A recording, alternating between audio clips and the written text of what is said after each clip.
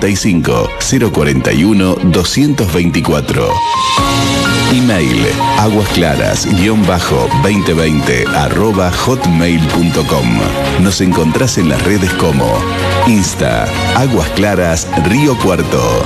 Face, Aguas Claras Río Cuarto. Panorámico, gastronómico, folclórico, histórico y utópico. Gordo siempre manda. Invierno fantástico. Agencia Córdoba Turismo. Somos FM Gospel 102.9. Radio de noticias. Todo el año. Loco un poco nada más, casi pareces normal. Las enfermedades que nos afectan en un tiempo en donde la realidad le pasa factura a nuestro cuerpo. Depresiones, ansiedades, trastornos, fobias, en un mundo que nos enferma. No estamos locos, que sabemos lo que queremos. Así son estos tiempos de locos.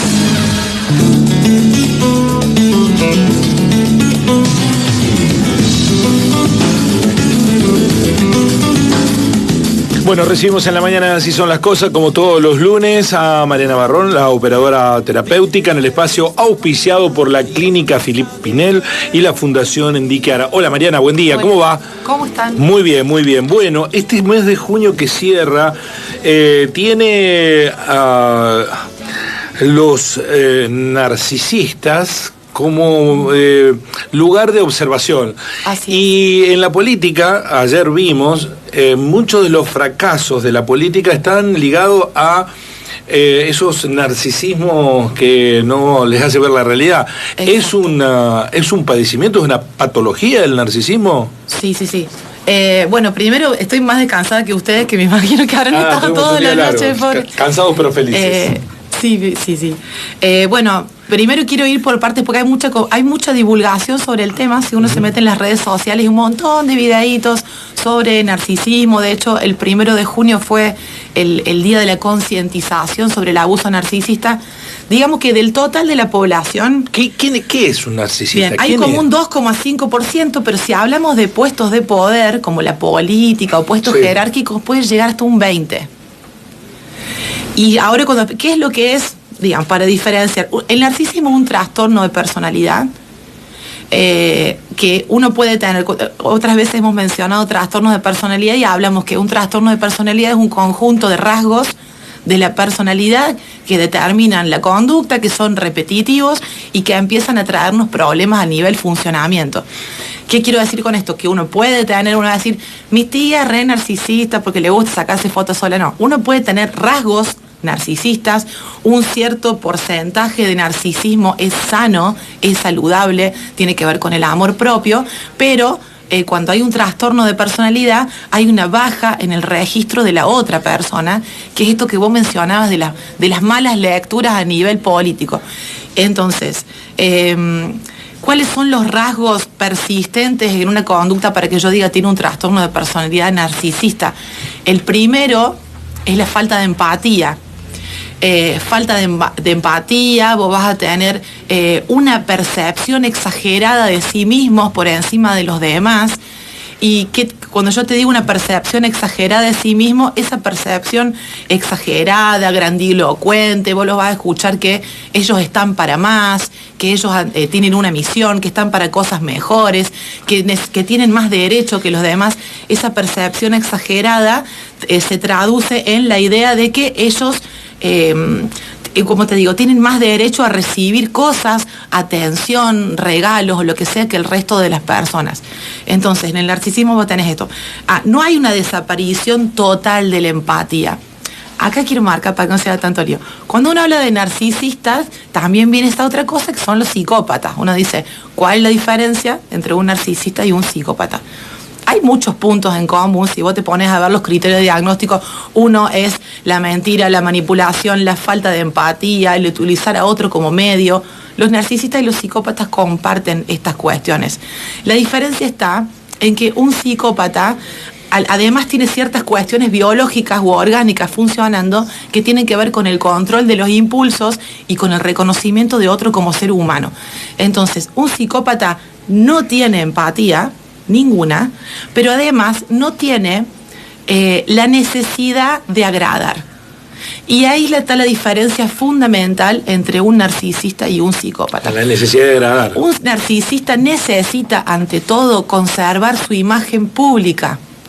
Y cuando digo imagen pública, no hace falta que sea una persona famosa, un padre, una madre narcisista quiere conservar su imagen de buena persona en el barrio, dentro de la familia. Entonces, muy encubiertamente, puertas adentro, va a ejercer un control, un castigo sobre las personas que más lo quieren.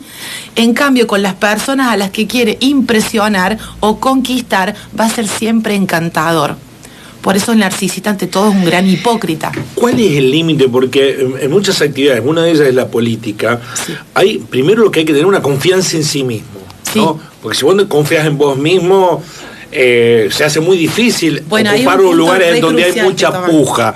Sí. ¿Cuál es el nivel de tener confianza en sí mismo y transformarse en un narcisista que se mira todo el día en el espejo? Bien, la diferencia está entre tener confianza, que esa confianza sea auténtica o que sea inauténtica. En el caso del narcisista patológico, esa confianza no existe, es una burbuja. Entonces, imagínate que esa confianza fuera como una heladera, pero que esa heladera está vacía. Entonces, ¿cómo la lleno a la heladera? El narcisista necesita permanentemente combustible, digamos, comida, alimento para inflar su imagen, y ese combustible lo obtiene de la admiración ajena, de los halagos, de la presencia, de la sensación de poder, de un montón de cuestiones que tienen que ver con el otro. Entonces el otro, la otra persona, pasa a ser un medio para mí, algo que yo necesito. Entonces, si vos te metes en el mundo de la política, aparte hay dos tipos de narcisistas, que eso está bueno marcarlo por eso es tan difícil diferenciarlo. En la política vos vas a tener más bien el tipo de narcisista abierto, que se llama, el narcisista grandilocuente, que vos lo ves que caen súper trajeados. El narcisista grandilocuente camina de una cierta forma, con la cabeza bien alta, mirando a todo el mundo desde arriba, aunque sea petizo, no importa, se las ingenia, ¿viste? Levanta un poco más los hombros, abre el pecho, habla de todas las cosas buenas que hace permanentemente, de sus grandes obras, de sus proyectos. Ese es el narcisista abierto. En la política está lleno de este tipo de gente. Y el narcisista encubierto, que se llama, es aquel que, por el contrario, la va a dar de pobre tipo o de pobre mina. Entonces, cuando vos te topas con alguien así, vos decís, ¿cómo puede ser esta persona narcisista? Hay narcisistas que llenan esa heladerita, que es su autoestima, con la lástima ajena. Entonces, el narcisista abierto va a necesitar admiración, halagos, va a ser difícil en el mundo de la política, pero vos fíjate, mientras más admiración, halagos y más necesite reforzar su imagen pública, más límites va a transgredir y menos importantes le van a resultar los otros. Porque, para volver a diferenciar el psicópata del narcisista, el psicópata no tiene emociones, el psicópata, pero el narcisista sí, y no le gustan. El narcisista puede, por un momento, sentir vergüenza, puede sentir la sensación de fracaso. Es absolutamente consciente, pero eso es una fracción de segundo. Y en la fracción de segundo de que esas emociones negativas para él amenazan bajar un poquito la imagen inflada que tiene de sí mismo, va a encontrar la manera de proyectar la culpa en los otros. Entonces, por ejemplo, no sé, lo tenés a juez le duele, no sé qué anda, si va a ganar, si va a perder. No, perdió. Perdió, bueno, ¿qué es lo primero que va a decir? Quiero que cuente los votos. Quiero que cuenten los votos, lo que pasa es que esto lo hicieron mal, lo que pasa es que hubo una manipulación, lo que pasa... Sí. Va a proyectar el fracaso en otros, nunca lo va a asumir, porque asumir ese fracaso sería intolerable. Una persona más o menos sana sufre la frustración, sufre el fracaso y se hace cargo, toma cuenta de sus propias acciones. ¿Para qué? Para pulir su persona y mejorar. ¿Por qué deja de ser un rasgo de la personalidad y se transforma en una enfermedad? ¿En qué medida se transforma el narcisismo en abusivo y es un riesgo para los demás? Sí, eso, el narcisista se profundiza en la infancia y tiene que ver con la dinámica familiar muchas veces. Entonces, cuando vos los entrevistados, los escuchás hablar, vas a tener muchas veces una figura paterna. Hay un padre, una madre narcisista, una figura paterna media ausente, a la cual ellos quieren conquistar, y una madre, puede ser al revés, también puede estar invertido, alguien que los infla permanentemente en su grandeza. Entonces, que le dice, vos sos mi favorito, vos sos el mejor, vos sos el más divertido, los otros no entienden nada, están confundidos. Entonces, crece con una disociación entre lo que es el mundo de la afuera, donde su personalidad va a ser, a veces no va a gustar o va a ser criticada, y el mundo interno en el cual es un dios para el padre o para la madre. Entonces, a medida que va creciendo esa persona, se empieza a volver incapaz, como te digo, de tolerar el choque entre la imagen que tiene de sí mismo y lo que se encuentra afuera, que es la frustración permanente. Y la va a empezar a proyectar. Se sobrevalora, se autopercibe con un valor que no tiene. Pero en el fondo duda. Entonces, va a querer engancharse. El narcisista nunca va... Vos vas a decir, bueno, se enamora. No. El narcisista se va a enamorar, o la narcisista, de una persona que refleje las cualidades que él o ella quieren tener o creen tener. Belleza, plata, éxito. Si esa persona, pero una vez que lleguen a ese punto, ¿cómo se convierte en algo dañino? Decís vos, con el tema del abuso. Al narcisista o a la narcisista no le basta con que la persona que ellos quieren o con tener el trabajo que ellos soñaron no les alcanza. Hay una insatisfacción permanente porque es como que esa burbuja de autoestima está pinchada. Entonces todo lo que le meten es como que necesitan validación permanente. Y para tener validación permanente vos tenés que tener esclavos, literal. Entonces, ¿cómo hacer? ¿Cuál es el ciclo de manipulación narcisista? Es más o menos así. Y tiene 3 etapas y es bastante clásico. El primero es el del bombardeo amoroso, que se llama, que puede darse, como te digo, en una familia, una madre a su hijo, por ejemplo, tiene 3 hijos y los otros no le están dando mucha bola, entonces agarra y le empieza a comprar regalos al del medio o regalos al más chico. ¿Para qué? Para armar revuelo y hacer pelear a los hijos entre sí. Y después, cuando se ganó el afecto del hijo, cuando el otro hijo ya lo admira, está entregado, le corta la bola así, de la nada. ¿Qué es lo que produce en la otra persona? Una desesperación, no entiende nada. El otro, ¿cómo puede ser? Pero si me llevaste al parque, me querías, me amaba. Y bueno, es que es más poderoso, digamos, la validación que yo obtengo de la desesperación de los demás por estar conmigo, que del hecho de que estén. Entonces eso se llama combustible negativo, y ahí uno se convierte en una persona súper dañina, porque ya ni siquiera le importa el resultado de las acciones, sino lo que yo obtenga a cambio, lo que me sume a mí, cómo me hace sentir y lo que yo obtenga a cambio. Esas personas son verdaderos depredadores, y está bueno ser consciente de eso para no caer ahí. ¿Y se trata como un problema psicológico o psiquiátrico?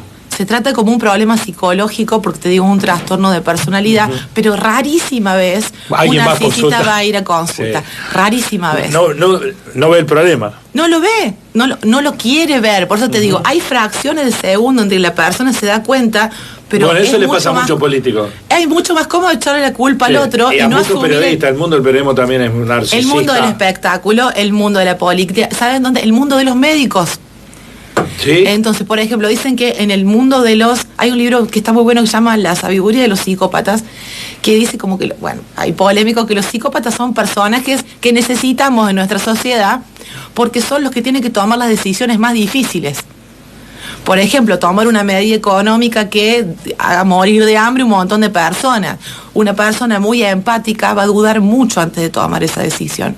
Un psicópata va a elegir entre medios y fines y lo va a hacer y no va a tener ningún problema. Y si puede echarle la culpa a otro de que tomó la decisión, mejor aún, para que no melle esa autoestima. Entonces, en el campo de la medicina dice que en lo que más en los cirujanos es el lugar en donde más psicópatas hay, porque vos tenés que estar dispuesto a que se te muera alguien o a cortar a alguien y no sufrir. acá me van a caer catarata de mensajes los cirujanos. Sí. Pero en el libro decía eso, alto porcentaje. Sí, estamos en hablando profesiones de no en una mayoría generalizada. No generalizar, pero en profesiones donde hay reconocimiento, dinero y poder, siempre va a estar lleno de narcisistas y en menor medida de psicópatas. Mariana, un gusto, como siempre, muy amable. Gracias por ayudarnos a entender por qué estamos tan locos, ¿no? Sí. En el sentido no literal del tema, sino popular del tema, ¿no? En este mundo de locos en el que vivimos. Mariana Barrón, la operadora terapéutica en la mañana, así son las cosas. Esta mañana y